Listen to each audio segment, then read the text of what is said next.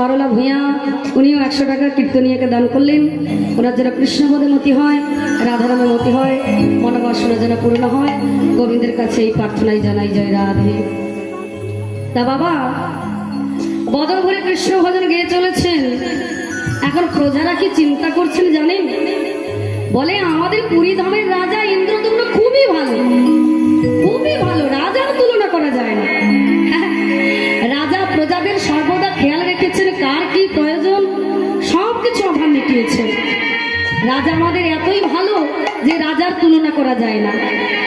তা জানো আমাদের সেই রাজা যেমন প্রজাদেরও খেয়াল রেখেছেন, তেমন গোবিন্দরও ঠিক খেয়াল রেখেছেন।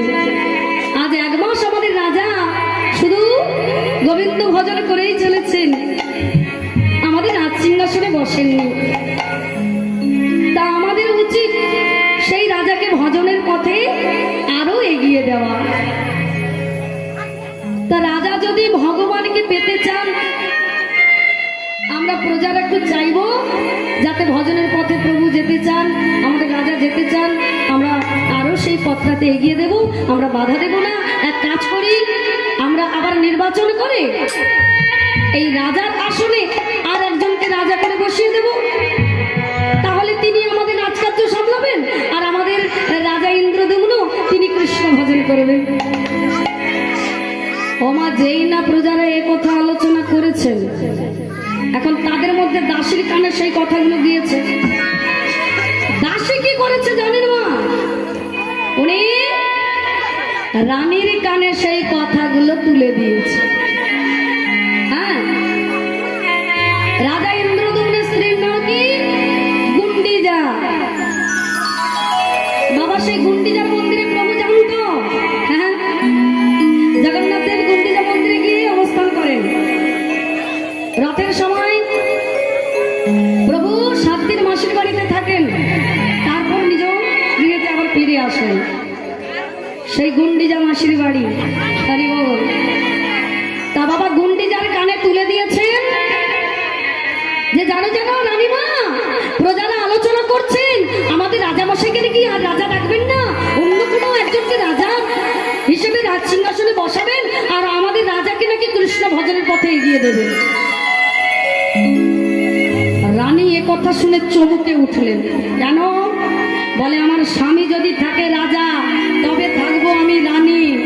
হ্যাঁ, স্বামী যদি না টাকা পয়সা গাড়ি বাড়ি থাকে, তাহলে স্ত্রী কি ফুটানি দেখাতে পারবে গো? পারবে না। রানী বলছেন আমার স্বামী যদি থাকে রাজা, তবেই আমি রানী, আমার সবাই মানবে, আর আমি রাজ পোশাক, রাজভূষণ, রাজ গহনা গাটি করতে পারবো। আমার স্বামী যদি রাজা না থাকে, তাহলে আমি রাজভূষণও পাবো না, গয়না গাটি, টাকা পয়সা, সুখ স্বাচ্ছন্দ্য, এই সবাই রানীমা রানীমা বলে কত আদর করে, এগুলো কিছুই পাবো না। না না, আমার স্বামীকে রাজ সিংহাসনে বসাতেই হবে। একবার যদি প্রজারা অন্য কাউকে বসিয়ে দেয়, আমার স্বামী আর সুযোগ পাবে না। তখন রানী একদিন কি করলেন, যখন রাজামশাই সেবা আদি করে শয়নে এসেছেন, রানী তখন বলছেন শুনেছ? বলে কি শুনবো? কি শুনবো বলো গুন্ডিজা? বলে প্রজারা আলোচনা করছেন আপনাকে রাজা হিসেবে কেউ দেখতে চায় না, অন্য একজনকে রাজা করে দেবেন, আর আপনাকে নাকি কৃষ্ণ ভজনের পথে সবাই এগিয়ে দেবেন। ও মা যেই না এ কথা বলেছে, রাজা ইন্দ্রদম্ন নেচে উঠলেন। আহ, গুন্ডিজা তুমি আমায় কি শোনালে গো গুন্ডিজা? ও গুন্ডিজা তুমি কি শোনালে? আমার যে আনন্দে বুকটা ভরে গেল। যা বাবা, আমি বললাম আপনার আসলে অন্য একজন কাউকে বসাবে রাজা করে, এ কথা শোনার পরে কোন রাজা কি তার রাজ সিংহাসন ছেড়ে দেবে? হ্যাঁ, আমার স্বামীর দশা দেখেছেন, আমার কথা শুনে নাচছে। বাবা বাবা, আপনার স্বামী এত আনন্দের কি হলো? আপনি যদি রাজ সিংহাসনে না বসেন, আপনি যদি রাজা না থাকেন, আপনাকে তো রাজা বলে আর কেউ মানবে না, সবাই জানবে সাধারণ একজন প্রজা। বলে গুন্ডিজা আমি তো এটাই চাই। তাই না? বলে হ্যাঁ আমি ওটাই চাই। কেন জানো? আমার আর ভালো লাগে না রাজ সিংহাসনে বসতে, না রাজ পোশাক রাজভূষণ এসব আমার ভালো লাগে না। আমার শুধু গোবিন্দের মন প্রাণ ভরে গোবিন্দকে ডাকতে ইচ্ছে করে, আমার গোবিন্দকে সেই সিংহাসনে বসিয়ে আমার পূজা করতে ইচ্ছে করে। তাই প্রজারা যদি এই সিদ্ধান্ত নিয়ে থাকে, সঠিক সিদ্ধান্ত নিয়েছে। আমার আর কোনো বাঁধন থাকবে না, আমি সব বাঁধন হইতে মুক্ত। আমি শুধু কৃষ্ণ ভজন করব, আর কিছু বাধা হয়ে দাঁড়াবে না।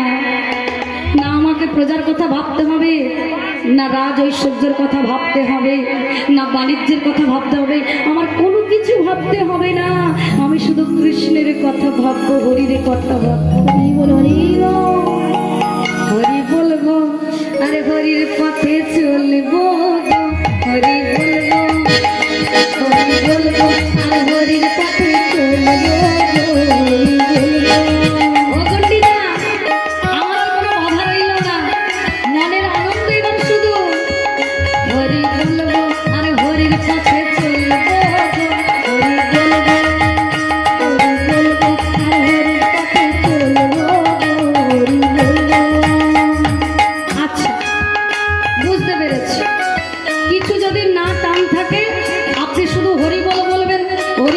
চলবেন তা আমিও কি করবো? আমি তো আপনার স্ত্রী, আমি তো রানী থাকবো না। অন্য কেউ যদি রাজা থাকে তাহলে তার স্ত্রী রানী হবে, আমি তো রানী থাকবো না। তা আমি কি করবো? বলে তুমি আমার সঙ্গে হরি নামে বলবে, আমরা দুইজন একই পথে চলবো, হরি বলবো, হরি বলবো, হরির পথে চলবো, আমার সঙ্গে তুমিও নাম গাইবে, একই পথে দুইজনে চলিব, হরি বলবো, হরি বলবো, হরির পথে চলবো, হরি বলবো, আর হরির পথে চলবো, হরি বলবো, হরির পথে চলবো, হরি বলবো, হরি বলবো, নিতাই গৌর হরি হরি বলবো। বাহ! তুমি সদা সর্বদা কৃষ্ণ নাম করো, হরি নাম করো। আমার তো খেয়ে দিয়ে কাজ নেই, আমি তোমার সঙ্গে হরি বলবো আর হরির পথে চলবো। বলি শোনো স্বামী, ওসব আদিক্ষেতা চলবে না। কৃষ্ণ ভজন করছো করো, আমি বলবো না যে তুমি নাম গেও না, রাজ সিংহাসনে বসো না। শোনো, ভোরবেলা স্নান করে ঠাকুরকে সেবা দিয়ে রাজ পোশাক পরে তুমি রাজ সিংহাসনে বসবে। আমি তোমার বাম পাশে সিংহাসনে বসবো। যদি এগুলো পালন না করো, সব কিছু ছেড়ে ছুড়ে বাপের বাড়ি চলে যাও, থাকবো না তোমার এই সংসারে। হ্যাঁ, নিকুচি করেছে সংসারের, শুধু নাকি হরি বল বলবে, হরির পথে চলবে। 1 মাস হয়ে গেছে, তোমার কোনো খেয়াল আছে? 1 মাস হয়ে গেছে তুমি রাজ পোশাক পরনি, রাজ সিংহাসনে গিয়ে প্রজাদের খেয়াল রাখনি। তো প্রজারা বলবে না, অন্য কাউকে রাজা করিয়ে দেবে না? হ্যাঁ, আমি কিন্তু ওসব শুনতে চাই না। তুমি যদি থাকো রাজা তবে আমি রানী, নইলে আমি কিন্তু রানী থাকবো না। তাই আমি ওই রাজভূষণে পোশাক আশাক যেমন ভাবে রয়েছি তেমন ভাবে থাকতে চাই, আমি দাসীর মতো দিন কাটাতে চাই না। কথাগুলো যেন মনে থাকে, নইলে ছেড়ে কথা বলবো না। তখন রাজা ইন্দ্রদুম্ন নয়নে জলে ভাসে কাঁদছে, বলছেন হে গোবিন্দ, হে তুমি কেমন আমায় অর্ধাঙ্গিনী দিলে গো প্রভু। প্রজারা চাইছে আমি কৃষ্ণ ভজনের পথে এগিয়ে যাই, কিন্তু আমার স্ত্রী চাইছে না যে আমি ভজন করি, কৃষ্ণ পথে যাই। সে চাই এখানে থেকেই আমি সবকিছু সামলাই, নইলে সে যে রাজভূষণ করতে পাবে না, রাজ ঐশ্বর্য সে যে চোখে দেখতে পাবে না। কেমন দিলে প্রভু, কেন এমন কষ্ট দিলে আমায়? আমি যে আপনাকে সিংহাসনে না বসে নিজে কেমন করে বসে বলুন তো প্রভু। আমি আপনার চরণ সেবা করতে চাই, আমি আর কিছু চাই না। আমার স্ত্রী হয়ে আমার অর্ধাঙ্গিনী হয়ে সেটা বুঝলো না, সেটা বুঝলো না প্রভু, বুঝলো না। আমি কি করি?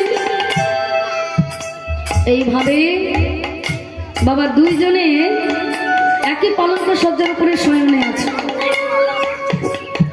এখন গুন্ডি যে রেগে মেগে শুয়েছে কোথায়? একই পালঙ্ক সজ্জার উপরে শয়নতে গেছে, কিন্তু মুখটা রয়েছে উল্টো দিকে।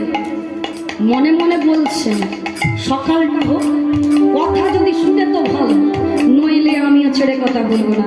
ও মায়েরা, আপনাদের হয় বুঝি? বলে ও রেগে গেলে ওটা সবার হয়।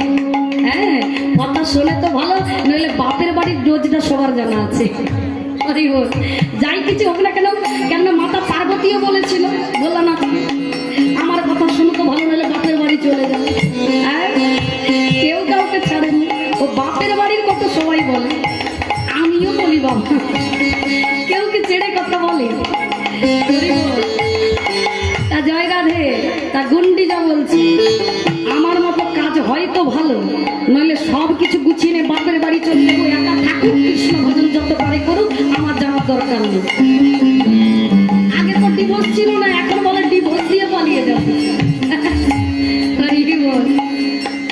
আর এদিকে একই পালঙ্ক সজ্জার উপরে শয়নে থেকে বাবা রাজা ইন্দ্রদুম্ন, সেও উল্টা দিকে মুখ করে শয়নে থেকে নয়নে জলে বুকে ভাসে কাঁদছে। কেন? সে যে কাঁদতে কাঁদতে বলছে, প্রভু কেন এমন জন্ম দিলে, প্রভু কেন এমন জন্ম দিলে? আমি চাই কৃষ্ণ ভজন করতে, কিন্তু আমার স্ত্রী চাই না। ওগো প্রভু, আমি করতাম যদি ওগো সতের সঙ্গ,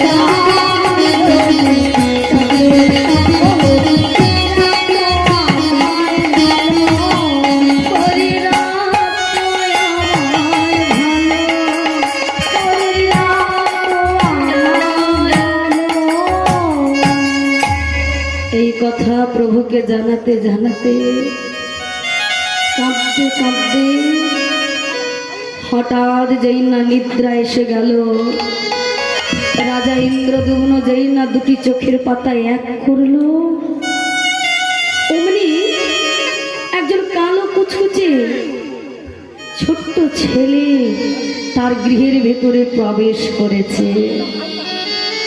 প্রবেশ করে বলে উঠলেন, রাজা ইন্দ্রদুম্ন,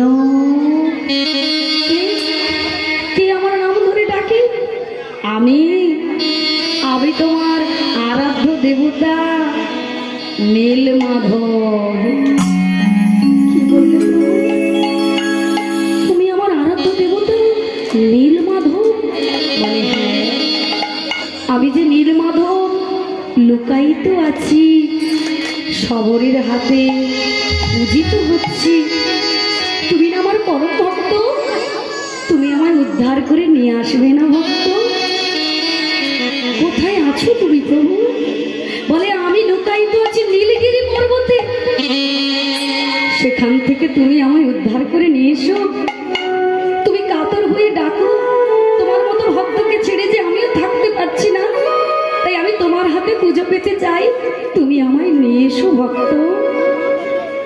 যেই নাই কথা বলেছে, রাজা বলছে, ওগো প্রভু, প্রভু আমার স্ত্রী চাই না যে আমি ভগবানকে ডাকি, ভগবানের ভজন করে ভগবানের পথে এগিয়ে চলি। আমার স্ত্রী চায় আমি রাজ সিংহাসনে বসে রাজকার্য সামলাই। কি করে আমি তোমায় উদ্ধার করে নিয়ে আসবো বলতে পারো প্রভু?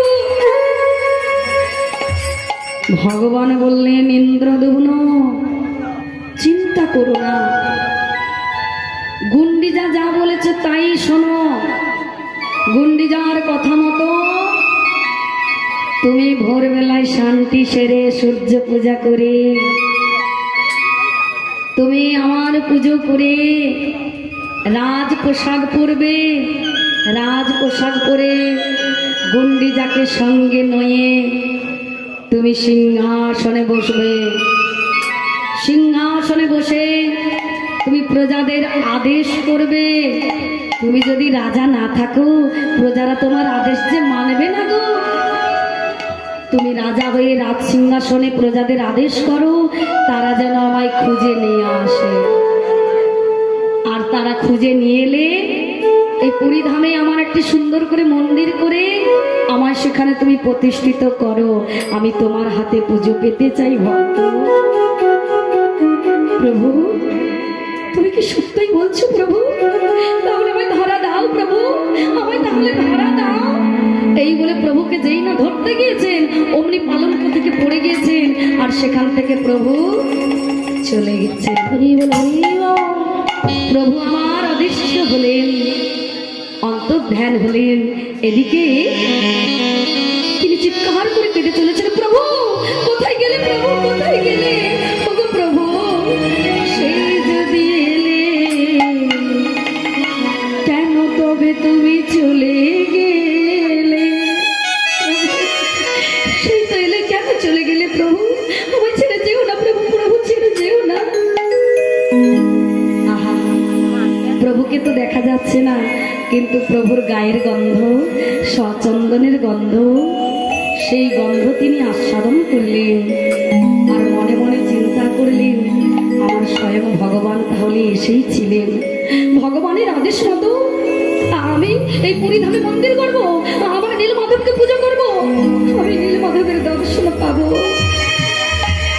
এই বলে তা বাবা ঘুম কিছুতেই আসছে না, ভগবানকে যে প্রতিষ্ঠিত করতে হবে। যেই না ভোর হয়েছে এপাশ ওপাশ করে সারা রাতটা কাটিয়ে দিল। যেই না ভোর হয়েছে গঙ্গায় স্নান করে এসে রাজা সূর্য পূজা করে ভগবান আরাধ্য দেবতার সেবা করে তিনি কি করলেন, রাজ প্রসাদ পরে রানীকে সঙ্গে নিয়ে সিংহাসনে পদার্পণ করছেন। রানী বলছে, দেখেছো গত রাত্রে যা ডোজটা দিয়েছি না, ওই সোজা আঙুলে ঘি যদি না ওঠে আঙুলটা একটু মেটাতে হয়। রাজা কেমন রাজ সিংহাসনে বসবে না? যা বলেছি দেখেছো, একবারে কথা, যেই কথা বলেছি সেই কথা মতো একবারে রাজ পোশাক পরে সিংহাসনে গিয়ে বসেছি। এদিকে রাজা বলছে, আমার আরাধ্য দেবতার জন্য বসেছি, তোমার জন্য না। মনে মনে চিন্তা করছেন। সিংহাসনে বসে রাজা আদেশ করলেন, শোনো প্রজাগণ, আমি তোমাদের আদেশ করছি। আমার আরাধ্য দেবতা আমাকে স্বপ্নে বলেছে সে নাকি নীলগিরি পর্বতে শবরের হাতে লুকায়িত ভাবে পুজো পাচ্ছে। সেখান থেকে যে আমার আরাধ্য দেবতাকে উদ্ধার করে নিয়ে আসতে পারবে আমি তাকে 10টি গ্রাম দিয়ে দেব। তাতেও যদি না হয় আমি অর্ধেক রাজত্ব দিয়ে দেব। শুধু আমার আরাধ্য দেবতাকে এনে দিতে হবে। আমি আরাধ্য দেবতার পুজো করতে চাই। আমার আরাধ্য দেবতা আমাকে স্বপ্নে বলেছে, সেই স্বপ্নকে সত্যি আমায় করতেই হবে। যাও, যে এনে দেবে আমি তাকে 10টা গ্রাম অর্ধেক রাজত্ব দিয়ে দেব। তা বাবা প্রজারা তো এই কথা শুনে বড়ই আনন্দিত হলেন। 10টা গ্রাম, হ্যাঁ 10টা গ্রামের দায়িত্ব পাওয়া কি মুখের কথা? হ্যাঁ 10টা গ্রাম যদি এনে দিতে পারি আমার অর্ধেক রাজত্ব, তাহলে আমরাও তো রাজা হয়ে যাব। তাই রাজা হবার লোভে অগণিত ভক্ত সবাই চলেছে কোথায়? নীলগিরি পর্বতে সবাই চলেছে। কেন? 10টা গ্রাম পাবে, অর্ধেক রাজত্ব পাবে, ভগবানকে যদি এনে দিতে পারে। কিন্তু ভগবান কি চায়? যে ভক্তি দিয়ে আমায় ডাকবে আমি তার কাছে ধরা দেব। যে অর্থের লোভে আমায় ডাকতে আসবে আমি তো তার কাছে ধরা দেব না। বলে যে করে আমার আশ আমি করি তার সর্বনাশ, তথাপিও যদি না ছাড়ে আমার আশ আমি হই তার দাসেরও দাস। তো তোমরা ভক্তরা অর্থের লোভে আমায় পেতে চলেছ, কিন্তু এর মধ্যে আমার পরম ভক্ত আছে যে অর্থ চায় না, সে আমায় চায়, আমি শুধু ধরা দেব তাকে। করিব। সবাই গেলেন। রাজার একজন জামাতা ছিল, নাম তার বিদ্যাপতি। তিনি কি করতেন? বিদ্যাপতি রাজার বাড়িতে পুরোহিত পুজো করতেন। হ্যাঁ, তা তিনি যখন শ্রবণ করলেন, রাজা সবাইকে আদেশ করেছেন আরাধ্য দেবতা নীলমাধবকে নিয়ে আসার জন্য। রাজার জামাতার মনে আরো আনন্দ জাগলো। কেন? বলে আমি তো পুরোহিত, আমি তো রাজার বাড়িতে ভগবানের পুজো করি, আজ আমার মনে বড় স্বাদ জেগেছে। চাই না 10টা গ্রাম, চাই না আমি রাজত্ব,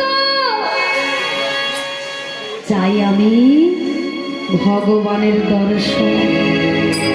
নীলমাধবকে কেমন দেখতে রাজা তো স্বপ্নে দেখেছে। আমি যদি নীলগিরি পর্বতে যেতে পারি তাহলে সর্বপ্রথম আমি নীলমাধবের দর্শন পাবো। আমার মানব জন্ম ধন্য হয়ে যাবে।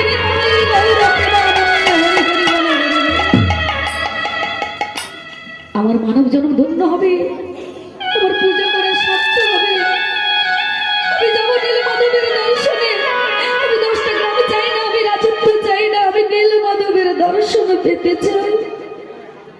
তাই সমস্ত প্রজাদের সঙ্গে বিদ্যাপতিও গেলেন।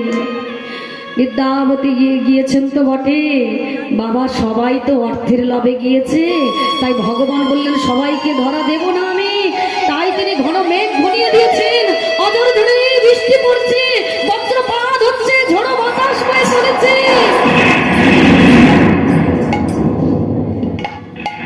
এমন ঝড়ো হাওয়া বইছে, এক একটা গাছ পড়ে যাচ্ছে। বিরাট জঙ্গল তো বাবা, সেই জঙ্গলের মধ্যে যখন গাছগুলো দুমদুম করে পড়ে যাচ্ছে, প্রজারা সবাই ভয় পেলে বলে ওরে বাবা, বেঁচে থাকলে তবে না রাজা হব। হ্যাঁ, বেঁচে যদি থাকি তাহলে 10টা গ্রাম নিয়ে রাজত্ব করতে পারবো। এক একটা গাছ যেভাবে এসে পড়ছে, যদি মাথার উপরে পড়ে যায় তো সব যাবে। দরকার নেই বাবা, ওই নীলমাধবকে আমরা পেতে চাই না, 10টা গ্রামও নিতে চাই না, প্রাণ রক্ষা করতে চাই। তাই ভয়ে যে যার বাড়ি ছুটে পালিয়ে এলো। প্রাণ রক্ষার জন্য সবাই পালিয়ে গেল। বলে দরকার নেই বাবা 10টা গ্রাম, প্রাণ রক্ষা পেলে নিজে খেতে খেতেও পারবে, দরকার নেই বাবা রাজা হওয়ার। সবাই চলে এসেছে, কিন্তু জঙ্গলের মধ্যে রয়ে গেছে ওই বিদ্যাপতি। বিদ্যাপতি তিনি তো রয়ে গেলেন, কিন্তু ওই ঝড়ো হাওয়াতে তিনি পথ গুলিয়ে ফেলেছেন। নীলগিরি পর্বতে যে তিনি পৌঁছবেন কিছুতেই পথ আর চিনতেই পাচ্ছেন না। তখন সেই বনের মধ্যেই ঘুরছেন, বড় ক্ষুধার্ত, বড় কষ্ট, সেই জঙ্গলের মধ্যে ঘুরছেন। অন্ধকার হয়ে গেল।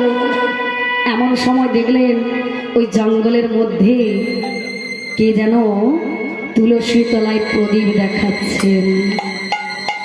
সেই প্রদীপের শিখাটা লক্ষ্য করে বিদ্যাপতি আসছেন, বলছেন নিশ্চয়ই কোনো গৃহ এই জঙ্গলের মধ্যে আছে, তাই তো প্রদীপের শিখা দেখা যাচ্ছে। আমি ওখানেই যাই, ওখানে গেলে আমি নিশ্চয়ই একটু স্থান পাবো। তাই তিনি সেই প্রদীপের শিখাটা দেখে আসছেন।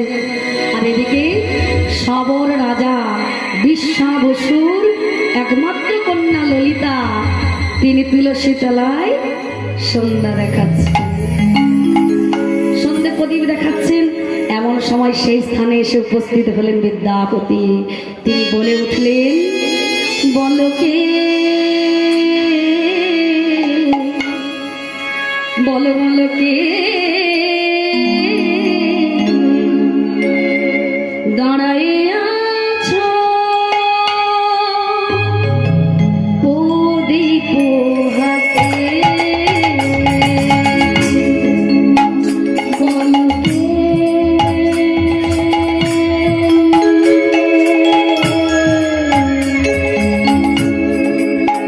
বলো কে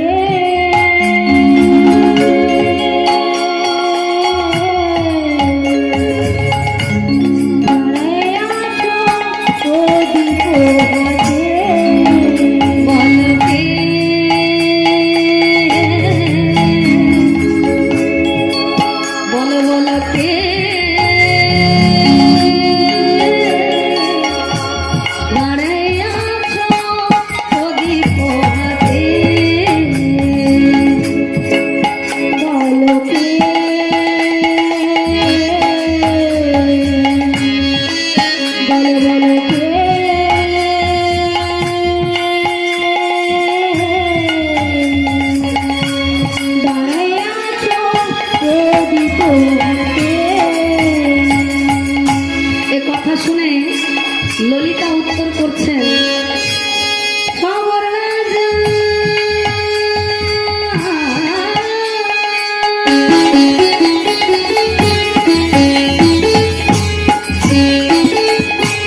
খবর রাজা বিশ্বাবসু কোন আমার চিতা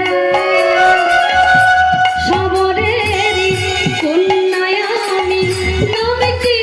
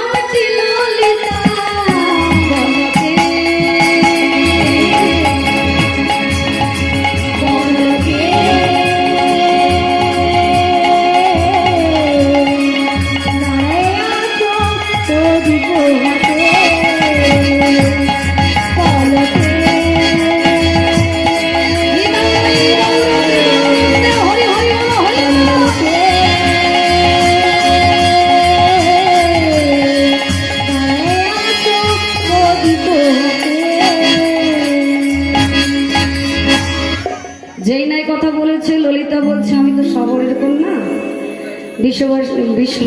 বিশ্বাবসুর কন্যা নাম আমার ললিতা কিন্তু আপনি কে আপনি কে তখন বিদ্যাবতী বলছেন আমি একজন ব্রাহ্মণ ঠাকুর তা হঠাৎ এখানে কেন বলছে আমি জঙ্গলে এসে পথ হারিয়ে ফেলেছি তাই আমার ফিরে যাবার পথটা চিনতে পারছি না তাই এখানে তোমার এই সন্ধ্যে তলায় প্রদীপ দেখে চলে এলাম একটু আশ্রয় চাইতে এমনি ভাবে কথা বলছেন গৃহর ভেতর থেকে বিশ্বাবসু ডাক দিলেন এই মা ললিতা এই সন্ধ্যে তলায় কার সঙ্গে কথা বলছিস রে মা বলে বাবা তাই একজন ব্রাহ্মণ ঠাকুর এসেছেন উনি পথ হারিয়ে ফেলেছেন তাই এখানে চলে এসেছেন যেই নাই কথা বলেছি অমনি বিশ্বাবসু বলছেন ওরে মা ললিতা অনেকেরও ভাগ্যর ফলে ব্রাহ্মণ বৈষ্ণব আসিয়া মেলে ওরে কৃপা করে গৃহের ভেতরে নিয়ে আয় রে আমরা একটু ব্রাহ্মণ ঠাকুরের সেবা আদি করি নিয়ে আয় মা নিয়ে আয় বাইরে কেন দাঁড় করে রেখেছিস আয় ভেতরে নিয়ে আয় পিতার আদেশ মতো কন্যা ললিতা ব্রাহ্মণ ঠাকুরকে গৃহের ভেতরে নিয়ে গেলেন তা বিশ্বাবসু বলছেন ওরে মা ললিতা তা ব্রাহ্মণ ঠাকুর তো এসেছেন মুখটা দেখে মনে হচ্ছে সারাদিন কোনো সেবা আদি হয়নি মুখটা কেমন শুকিয়ে গেছে এক কাজ কর মা তুই রন্ধন আদি কর ব্রাহ্মণ ঠাকুরের একটু সেবা দিতে হবে পিতার আদেশ মতো ললিতা রন্ধন আদি করে ব্রাহ্মণ ঠাকুরের সেবা দিলেন সেবা দেওয়ার পর বলছে ওরে মা তুই এক কাজ কর ব্রাহ্মণ ঠাকুরের একটা বিছানাটা ঠিকঠাক করে দিস ব্রাহ্মণ ঠাকুর একটু শয়নে দে তা শোন মা শয়নে যাবার পর ব্রাহ্মণ ঠাকুর একটু পদ সেবা করে দিবি বাবা জানিস তো, ব্রাহ্মণ বৈষ্ণব ঠাকুর একটু পদসেবা করলে আমাদের জন্ম ধন্য হবে রে মা। শোন মা শোন, এগুলো পালন করিস। তাই বাবা বিশ্বা বসু পিতার কথা মতো ললিতা কি করেছে, ব্রাহ্মণ ঠাকুরকে শয়নে দিয়ে পদসেবা করছে। দেখতে দেখতে অধিক রাত্রি হয়ে যাচ্ছে। বিশ্বা বসু বলছে, এই মা ললিতা, আরে এই ব্রাহ্মণ ঠাকুর ঘুমিয়েছে? বলে হ্যাঁ, মনে হয় ঘুমিয়ে পড়েছে। যেই নাই কথা বলেছে, ব্রাহ্মণ ঠাকুর মনে মনে চিন্তা করে, আমি ঘুমোতে আসিনি, আমি এসেছি যার খোঁজে, আমার কি ঘুমোলে হবে? আমি যে নয়ন ভরে তার দর্শন পেতে চাই, ঘুম আমার আসছে না, কিন্তু এইভাবে কথা বলছি পিতা এবং মেয়ে, আমাকে সেটা জানতে হবে। তাই চুপচাপ করে পড়ে আছে। তখন বাবা বিশ্বা বসু ললিতাকে বলছে, এই মা ললিতা, এই ব্রাহ্মণ ঠাকুর যখন ঘুমিয়ে পড়েছে, এক কাজ কর, বিলম্ব করিস না, ওই পুজোর ডালিটা আমায় দে, আর আমি আমার চাঁদু বোগার পুজো করে আসি। ওবার শবর জাতি তো, তা নীল মাধবের নাম বললো না কেন, সবাই যে জানতে পেরে যাবে। তাই তিনি মেয়েকে বলছেন, চাঁদু বোগার পুজো করতে যাব, তাই আমাকে পুজোর ডালিটা দে। রাত্রে তো পুজো করতে যায়। এখন মা ললিতা কি করেছে, পিতাকে পুজোর ডালি দিয়েছে। বিশ্বা বসু চলে গিয়েছেন রাত্রে সে নীলমাধবের পুজো করতে। এদিকে বিদ্যাপতি মনে মনে চিন্তা করে, এত রাতে আবার কোন দেবতার পুজো হয়, তা আবার লুকিয়ে লুকিয়ে, এটা কি করে সম্ভব? কোন দেবতা এমন ভাবে পুজো পেতে পারে? আমাকে জানতে হবে। আচ্ছা, চাঁদু বোগা বলতে আমার নীলমাধবের কথা বলছি না তো? না, একদিন না একদিন আমি জানবই। তবে এখান থেকে সহজে চলে গেলে আমি কিছুই জানতে পারবো না, আমাকে কয়েকদিন থেকে যেতে হবে। আমি এখানে থাকবো, ছল করে আমাকে থাকতে হবে, জানতে হবে কোন দেবতার পুজো রাত্রে এত লুকিয়ে লুকিয়ে হয়। তাই তিনি রয়ে গেলেন। দেখতে দেখতে 3-4 দিন হয়ে গেল। বিশ্বা বসু বলছে, হ্যাঁ রে, এই ব্রাহ্মণ ঠাকুর কি এখনো ভালো হয়নি রে? হ্যাঁ, বলে পিতা, জঙ্গলে না ব্রাহ্মণ ঠাকুর একটু আঘাত পেয়েছিল, তাই বুঝি সারতে দেরি হচ্ছে বাকি, সেই জন্য যাচ্ছে না। বলে ভালো করে জিজ্ঞাসা করতো, এই ব্রাহ্মণ ঠাকুরের মতলবটা ভালো লাগছে না, হ্যাঁ এতদিন হয়ে গেল বাড়ি যাচ্ছে না, কিছু বলতেও পারছে না, একবার জিজ্ঞাসা করে দেখ। ললিতা বলছে, আচ্ছা ব্রাহ্মণ ঠাকুর, আপনার বাড়ি কোথায়? আপনি কোথা থেকে এসেছেন? এখন কি বলবো, যদি বলি বাড়ি কোথায়, সেখানে যদি খবর চলে যায় নীলমাধবের দর্শন আর হবে না। তাই তিনি বললেন, হ্যাঁ আমার বাড়ি কোথায় আমি সব ভুলে গেছি। ললিতা, আমি না মাথায় চোট পেয়েছিলাম, গাছের ডাল ভেঙে পড়েছিল, তাই আমি না সব ভুলে গেছি। আমার মনে হয় শীতগ্রস্ত হয়েছে, আমার বাড়ি কোথায় আমি সব ভুলে গেছি। তা আপনার নাম? বলে আমার নামটাও মনে নেই, কি করে বলি বলো তো, কিন্তু সব মনে আছে, কিছুতেই বলছি না। তখন বলছে, ললিতা আমি তোমাদের বাড়িতে আছি, তোমাদের কি কোনো অসুবিধা হচ্ছে?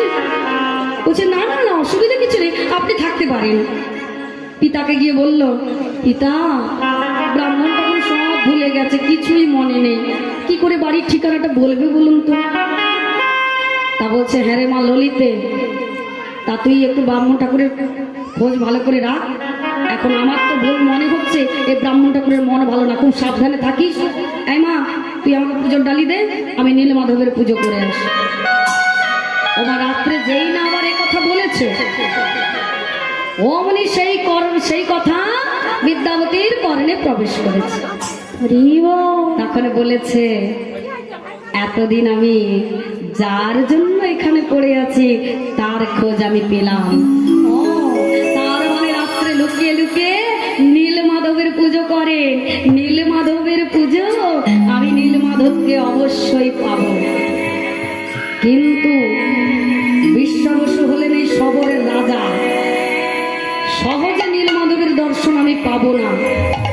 এই শবরের কন্যার সঙ্গে আমার প্রেম লীলা খেলতে হবে। প্রেম লীলা খেলে ললিতাকে বিবাহ করে আমি ঠিক ললিতার কাছে নীলমাধবের দর্শন পেয়ে যাব।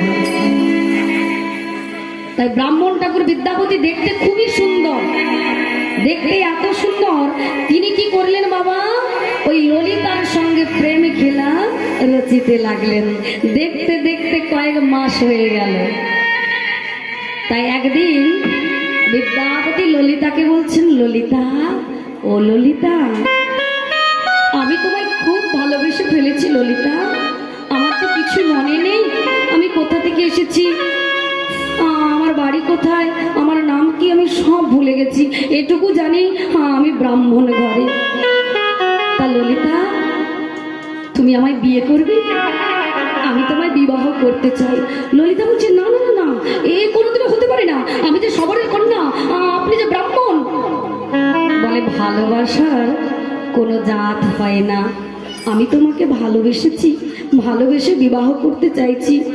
শোনো ললিতা, আমার তো কিছুই মনে নেই, আমি বিবাহ করে কোথাও যাব না, আমি এখানেই থাকবো, তোমায় নিয়ে এখানে সংসারে ঘর বাঁধবো। বলছে, তাই? কিন্তু আমার পিতার অনুমতি না হলে তো হবে না, আমি আমার পিতার কাছে একটু অনুমতি নিয়ে আসি। ছুটে গেলেন বিশ্ব বসু সেই রাজার কাছে। তিনি গিয়ে বলছেন, পিতা, পিতা, আমাদের বাড়িতে যে ব্রাহ্মণ ঠাকুর থাকেন, তিনি আমাকে বিবাহ করতে চাইছেন পিতা। তা তুমি কি আমায় এই অনুমতিটা দেবে? বিশ্ব বসু বলছে, তা কি করে হয় রে মা ললিতা? তা কি করে হয়? ব্রাহ্মণ ঘরে ছেলের সঙ্গে কি সবরের কন্যার বিবাহ হতে পারে? এই অনুমতি আমি কিছুতেই দিতে পারি না। ও, তার মানে ব্রাহ্মণ ঠাকুরের মনে এই চলছিল, কিন্তু হলেও মন্দ হতো না। কেন? আমার জামাতাকে দেখতে খুব সুন্দর, তা আবার ব্রাহ্মণ ঘরে ছেলে, তা ভালোই হবে। যদি এই জামাতা আমার মেয়েকে বিয়ে করে তাহলে ভালোই হবে, তাহলে আমার আরো গর্বে বুকটা ভরে যাবে। তা বলছে, একটু ভালো করে যাচাই করে নিবি বাবা। এই মা ললিতা, একটু ঘষে মেজে দেখে নিবি সত্যি তোর সঙ্গে প্রেমের ছল করছে না তোকে ভালোবেসে বিবাহ করতে চাইছে, সেটা একটু যাচাই করে নিবি। ললিতা বলছে, বাবা, আমি যাচাই করে দেখেছি গো, আমাকে সত্যি খুব ভালোবাসে, আর বাবা আমিও ভালোবাসি ব্রাহ্মণ ঠাকুরকে।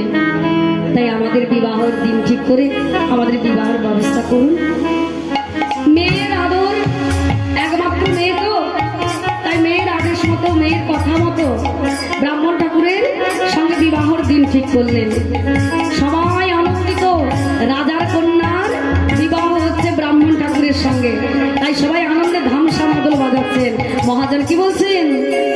ও গো ধামসা বাজে মাদল বাজে আদল লিখার দিয়ে, ধামসা বাজে মাদল বাজে আদল লিখার দিয়ে, ধামসা বাজে মাদল বাজে ললিতারি দিয়ে, ধামসা বাজে মাদল বাজে ললিতার দিয়ে, ললিতার বিয়ে হবে ব্রাহ্মণ ঠাকুরের সনে, ললিতার বিয়ে হবে ব্রাহ্মণ সনে। তাদের আনন্দ আর ধরে না, আনন্দ আর ধরে না, ধামসা বাজে মাদল বাজে আনন্দ আর ধরে না, ধামসা বাজে মাদল বাজে আনন্দ আর ধরে না, ললিতার বিয়েতে আনন্দ আর ধরে না, ললিতার বিয়েতে আনন্দ আর ধরে না, ললিতার বিয়েতে আনন্দ আর ধরে না, ললিতার বিয়েতে আনন্দ হরি হরি হরি, ললিতার বিয়েতে আনন্দ আর ধরে না, আনন্দ আর ধরে না, ওই আনন্দ আর ধরে না, আনন্দ আর ধরে না, আনন্দ আর ধরে না। তাদের সবার আনন্দ আর ধরে না। ললিতার বিয়ে হচ্ছে ব্রাহ্মণ ঠাকুরের সঙ্গে। আহা, বিবাহ তো হয়ে গেল, কয়েকদিন কেটেও গেল। বিদ্যাপতি বলছে, আমার এখানে সময় আর বেশি কাটালে চলবে না, আমি যে বহুদিন এসেছি, আমাকে যে ফিরে যেতে হবে সেই পুরী ধামে। তা বাবা বিদ্যাপতি ললিতাকে বলছে না, ললিতা, আজ তোমায় আমার একটি কথা রাখতে হবে। বলো কি কথা? বলে, তুমি তো আমার স্ত্রী, তুমি তো আমার অর্ধাঙ্গিনী, আমি তোমায় মিথ্যে বলতে পারি না। শোনো, এইবার আমি তোমায় সত্য কথা বলি, আমার সব মনে আছে। আমি হলাম পুরীধামের রাজা ইন্দ্রদুম্নুর জামাতা। রাধে রাধে। নাম আমার বিদ্যাপতি। জয় রাধে।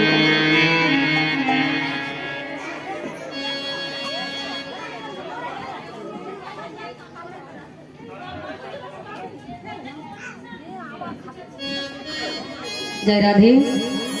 একজন ভক্ত নীলিমা দোলই 51 টাকা দান করলেন, ওনার জন্য কৃষ্ণপদে মতি হয়, রাধা নামে মতি হয়। জয় রাধে।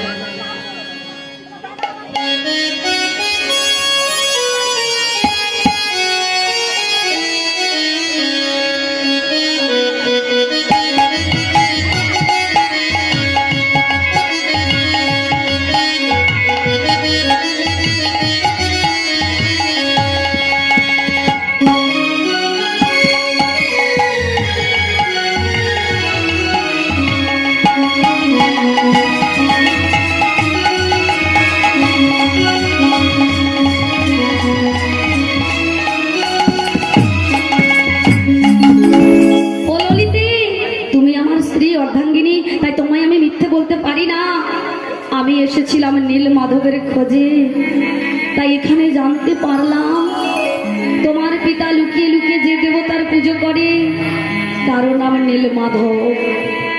সেই নীলগিরি পর্বতে নাকি লুকায়িত আছে। তাই তুমি আমার একটি মনের বাসনা পূর্ণ করবে ললিতে। তোমার পিতাকে বলো না আমায় একটু নীল মাধবের দর্শন করিয়ে দিতে। বলছে না না স্বামী, তা হয় না, আমি তার একমাত্র কন্যা, আজ পর্যন্ত আমায় নীল মাধবের দর্শন করালো না। আমার পিতা সব দিন আমাকে বলে শুধু ফুলের ডালি সাজিয়ে দিতে, তাই তো আমি ফুল তুলে নিয়ে পিতার জন্য ফুলের ডালি সাজিয়ে রাখি, আর পিতা রাত্রে গিয়ে সেই দেবতার পুজো করে আসি। যে দেবতার দর্শন এখনো পর্যন্ত আমি পেলাম না, তোমার কি করে পিতাকে বলি সেই দেবতার দর্শন করাতে?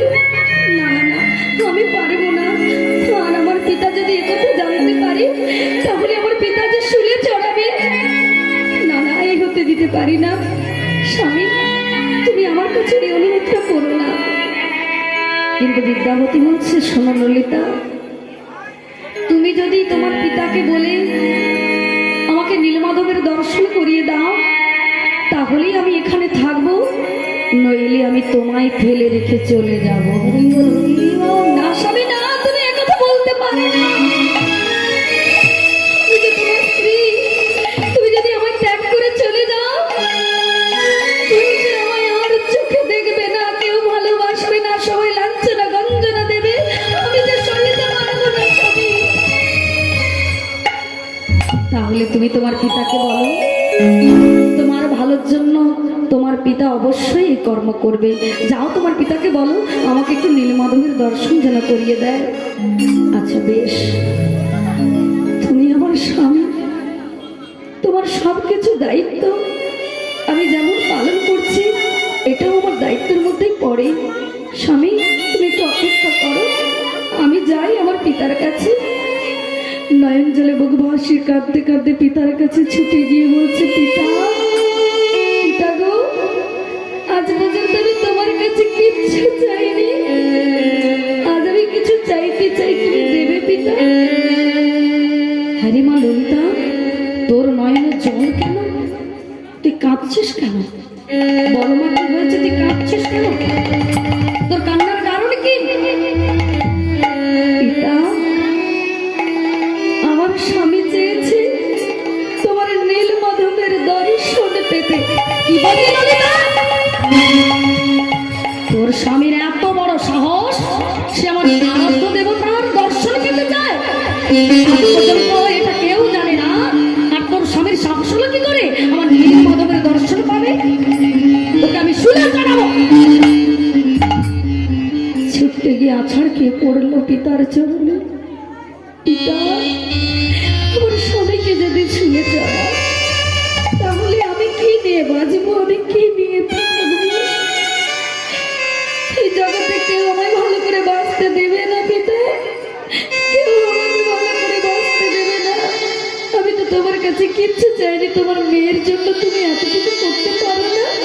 তোমার মেয়ের ভালোর জন্য তুমি এতটুকু করতে পারো না? আমার স্বামীকে তোমার নীল মাধবের দর্শন করিয়ে দাও, আমি আর কিচ্ছু চাই না। বিশ্বা বসু বলছেন, বেশ, আমার মেয়ের সুখের জন্য আমি সব করতে পারি। তোর স্বামীকে বল আমি নীল মাধবের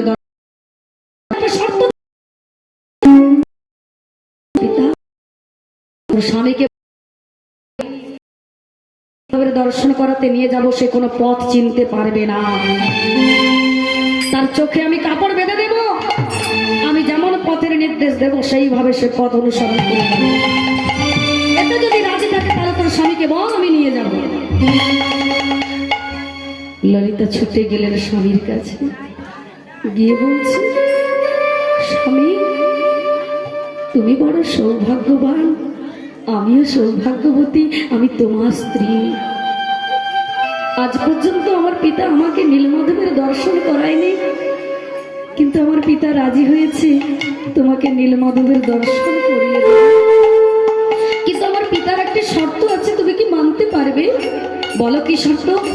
আমার পিতা শর্ত দিয়েছে তুমি কোনো পথ চিনতে পারবে না, তোমার চোখে কাপড় বাঁধা থাকবে, আমার যখন নীলমাধবের দর্শন হয়ে যাবে তারপর আমার চোখের কাপড় বেঁধে নিয়ে আসবে এখানে। এতে যদি রাজি থাকো তাহলে আমার পিতা নিয়ে যাবে। বলছে, ললিতা এতেই আমি রাজি। ওগো ললিতা, আমি তো এসেছি নীলমাধবের জন্য, আমার আর কিছু চাই না, আমি শুধু নীলমাধবের দর্শন পেতে চাই। তোমার পিতা যখন আমার চোখে কাপড় বেঁধে দেবে, তুমি তো আমার স্ত্রী, তুমি তো আমার অর্ধাঙ্গিনী, আমাকে ভজনের পথে একটু এগিয়ে দিও। বলছে, তোমার ভজনের পথে আমি কি করে এগিয়ে দিতে পারি? শোনো, তোমার পিতা যখন আমার চোখে কাপড় বাঁধবে, আমার পেছন দিকে দুটো হাত থাকবে, সেই হস্তে তুমি দুমুঠো সর্ষের দানা দিয়ে দিও। স্বামী সর্ষের দানা নিয়ে কি হবে? না, ও তোমার বোধ জানলে চলবে না, তুমি আমাকে দেবে কিনা বলো? অবশ্যই দেব। বেশ, তাহলে চলো তোমার পিতার কাছে যাও। ললিতা বাড়ি থেকে সর্ষের দানা নিয়ে এলো, আর পিতা কি করেছে? জামাতার চোখে কাপড় বেঁধে দিয়েছে। জামাতার চোখে কাপড় বেঁধে দিয়েছে, একটি লাঠি নিয়েছে। বিশ্বা বসু একটি লাঠি নিয়েছে, বলছে, শোনো, এই যে কাপড়টা বেঁধে দিলাম, আমি লাঠিতে আওয়াজ করব, সেই শব্দটা শুনে তুমি পা ফেলে ফেলে যাবে সেখানে। আবার দর্শন হয়ে গেলে আবার যেভাবে নিয়ে গিয়েছিলাম সেভাবে নিয়ে আসবো, মনে থাকবে? বলে, হ্যাঁ পিতা, মনে থাকবে। যেই না চোখে কাপড়টা মারছে, অমনি ললিতা দুমুঠো সর্ষের দানা দু হাতে দিয়ে ফেলেছে। এখন সর্ষের দানা হাতে নিয়ে পেছন দিকে হাত করে চলেছে, আর বিশ্বা বসু তিনি লাঠি ঠুকে ঠুকে যাচ্ছেন। বলছে, জামাতা এই যে শোনো, এই যে এসো, এই পথে এসো। বলে, আহা পিতা, তুমি আমায় পথ দেখিয়ে নিয়ে যাবে, তোমার নীলমাধবকে আমি ঠিক খুঁজে নিয়ে আসবো। কেন জানো? আমি ছড়াতে ছড়াতে ছড়াতে ছড়াতে যাব, ছড়াতে ছড়াতে যাব, ছড়াতে ছড়াতে যাব, সর্ষের দানা হাতে নয়, ছড়াতে ছড়াতে যাব, সর্ষের দানা হাতে নয়, ছড়াতে ছড়াতে যাব, আমি নীলমাধবের দর্শন পাবো, ছড়াতে ছড়াতে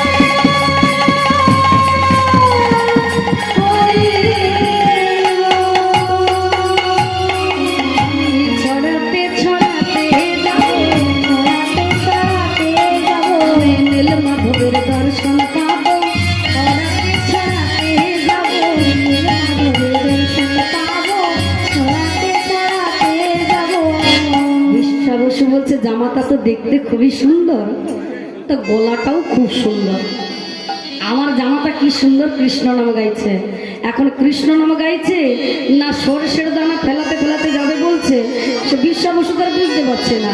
জামাতা বলছে তুমি আমাকে পথ দেখিয়ে নিয়ে যাবে, আর আমি সরষের দানা ছড়াতে ছড়াতে যাব। কেন? বলে একদিন না একদিন বৃষ্টি হবে, আর বৃষ্টি হলে সরষের দানা হইতে গাছ ফুটে উঠবে, আর যখন আমি আবার ফিরে আসব ওই সরষের গাছ দেখে দেখে পথে চলে যাব। আমি নীল মাধবকে নিয়ে পুরী ধামে যাব।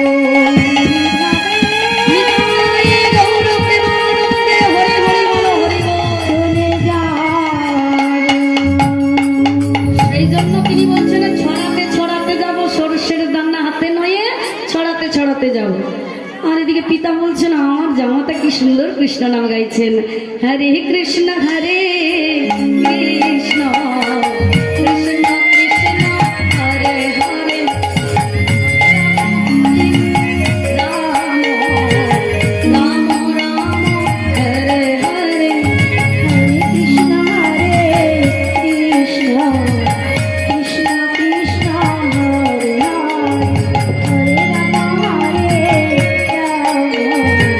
রাম রাম রাম হরে হরে। তা বাবা এতটা রাস্তা পথে কি শুধু এমনি এমনি যেতে ভালো লাগে? বদর করে কৃষ্ণ নাম হরি নাম গাইতে গাইতে গেলে পথ শেষ হয়ে যাবে। তা বিদ্যাপতি বলছেন ওই শ্বশুরমশাই যত করে লাঠি ঠুকে ঠুকুক, আমি কৃষ্ণ ভজন গাইব। ভজন গাইতে গাইতে ঠিক চলে যাবো, আবার ঠিক চলে আসবো। এই কৃষ্ণ নাম গাইতে গাইতে পথে চলেছেন। হরে কৃষ্ণ কৃষ্ণ কৃষ্ণ কৃষ্ণ হরে হরে হরে রাম রাম রাম হরে হরে। জয় রাধে। বিদ্যাপতি কৃষ্ণ নাম গাইছেন, আপনারা তো সকাল থেকে আসছেন, তা আপনারা গাইবেন না? গাইবেন তো? বাহু তুলুন তো দেখি, বাহু তুলে একত্র করুন। খুব সুন্দর। হরে কৃষ্ণ কৃষ্ণ কৃষ্ণ কৃষ্ণ হরে হরে হরে রাম রাম রাম হরে হরে হরে কৃষ্ণ হরে কৃষ্ণ কৃষ্ণ কৃষ্ণ হরে হরে হরে রাম রাম রাম হরে কৃষ্ণ হরে কৃষ্ণ কৃষ্ণ কৃষ্ণ হরে হরে হরে রাম রাম রাম হরে কৃষ্ণ হরে কৃষ্ণ কৃষ্ণ কৃষ্ণ হরে হরে হরে রাম রাম রাম প্রেম से बोलिए नील माधव की, নীল মাধব কি, নীল মাধব কি, অধিকার হলো কি। ও বাবা, তাতেও জয়। খুব সুন্দর, একেই বলে ভক্ত। কেন বলেন তো? সবাই তারপরে ধ্যানে মগ্ন, কি সুন্দরভাবে সবাই কৃষ্ণ নামে মেতেছিল।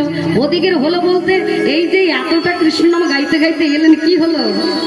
তার নীল মাধবের দর্শন পেল।